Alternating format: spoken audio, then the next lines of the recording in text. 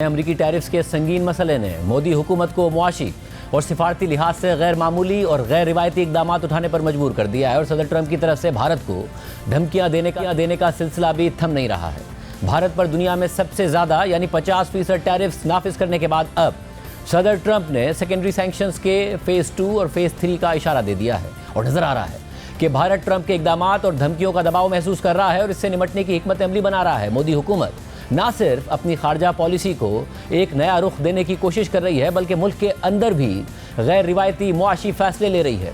गुज़िश्ता रोज़ मोदी हुकूमत ने भारत भर में साबुन से लेकर छोटी गाड़ियों तक के लिए GST यानी गुड्स एंड सर्विसेज टैक्स के 2 बड़े स्लैब्स ख़त्म कर दिए हैं और कम सतह वाले 2 स्लैब्स ही बरकरार रखे हैं। आलमी मीडिया और भारतीय मीडिया के मुताबिक ये कदम इसलिए उठाया गया है ताकि मकामी खपत में इजाफा करके अमरीकी टैरिफ से भारतीय मईशत को पड़ने वाले असरात को कम किया जा सके और मुल्क के अंदर तैयार की जाने वाली अशिया पर इन्हिसार बढ़ाया जा सके।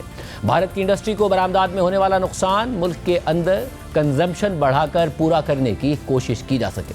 भारत में GST यानी गुड्स एंड सर्विसेज टैक्स के 4 स्लैब्स थे यानी 5%, 12%, 18% और 28%, मगर अब 12% और 28% वाले टैक्स स्लैब्स को ख़त्म कर दिया गया है और सिर्फ 5% और 18% के 2 स्लैब्स का नया GST सिस्टम मुतारिफ कराया गया है जिससे रोज़मर्रा ज़रूरत की मुतादिद अशिया सस्ती होने जा रही हैं। रॉयटर्स के मुताबिक बहुत तेज़ी में की गई ये टैक्स कटौती वज़ीर आज़म मोदी की इस अपील के बाद सामने आई है जिसमें उन्होंने ज़्यादा से ज़्यादा खुद इन्हिसारी पर जोर दिया था। अमेरिका के 50% तक के टैरिफ का मुकाबला करने के लिए अक्टूबर तक GST को कम किया जाएगा। कल भारतीय वज़ीर ख़जाना निर्मला सीतारमन ने सैकड़ों कंज्यूमर आइटम्स पर टैक्स कम करने का ऐलान किया जिनमें साबुन से लेकर छोटी गाड़ियां तक शामिल हैं ताकि अमेरिका के सख्त टैरिफ से मईशत पर पड़ने वाले दबाव के दौरान मकामी डिमांड में इजाफा किया जा सके। भारतीय वज़ीर ख़जाना ने कहा कि GST पैनल ने टूथपेस्ट और शैम्पू जैसी अशिया पर टैक्स 18% से कम करके 5% करने की मंजूरी दे दी है, जबकि छोटी गाड़ियों, एयर कंडीशनर्स और टेलीविज़न पर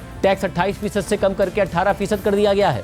रॉयटर्स के मुताबिक इस फैसले से तवक्को है कि तेज़ी से आगे बढ़ती हुई कंज्यूमर गुड्स फर्म्स जैसे कि हिंदुस्तान यूनिलीवर और गोदरेज इंडस्ट्रीज़ और कंज्यूमर इलेक्ट्रॉनिक्स फर्म्स जैसे कि सैमसंग इलेक्ट्रॉनिक्स, LG इलेक्ट्रॉनिक्स और सोनी को फ़ायदा पहुंचेगा। साथ ही कार बनाने वाली कंपनियां जैसे कि मारुति, टोयोटा और सुजुकी भी बड़ा फ़ायदा उठाने वाली कंपनियों में शामिल हो सकती हैं। भारतीय अपोजिशन भी इस टैक्स कटौती को ट्रंप के टैरिफ के दबाव से जोड़ रही है। कांग्रेस अपोजिशन लीडर राहुल गांधी के पुराने ट्वीट शेयर कर रही है, बयानात शेयर कर रही है जिसमें वो GST स्ट्रक्चर पर तनकीद करते थे और टैक्स कम करने का मुतालबा करते थे, मगर मोदी हुकूमत राहुल गांधी की बातों को मुसलसल नज़रअंदाज करती थी, उल्टा उन पर तनकीद करती थी। इसलिए अब कांग्रेस तंज कर रही है कि अब जब ट्रंप के टैरिफ के दबाव से भारतीय मईशत शदीद मुश्किलात का शिकार है तो वज़ीर आज़म मोदी को राहुल गांधी की ही बातों पर अमल करना पड़ रहा है। देखिए, माजी में राहुल गांधी GST पर तनकीद करते हुए इसे गब्बर सिंह टैक्स करार देते थे।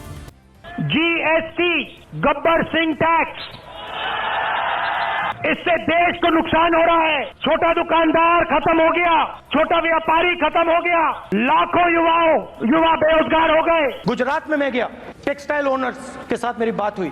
मैंने उनसे पूछा नोटबंदी क्यों हुई, GST क्यों हुई, साफ बोला अरबपतियों की मदद करने के लिए GST और नोटबंदी की गई है।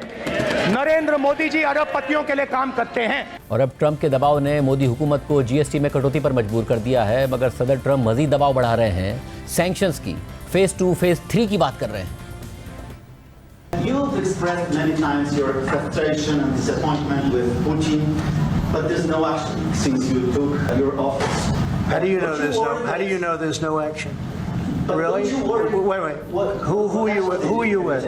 I'm with Polish radio. Okay. How do you know there's no action? Would you say that putting secondary sanctions on India, the largest purchaser outside of China, they're almost equal? Would you say there was no action? That cost hundreds of billions of dollars to Russia. You call that no action? And I haven't done phase 2 yet or phase 3. But when you say there's no action, I think you ought to get yourself a new job, because if you remember 2 weeks ago I said, if India buys, India's got big problems, and that's what happened. So don't tell me about that.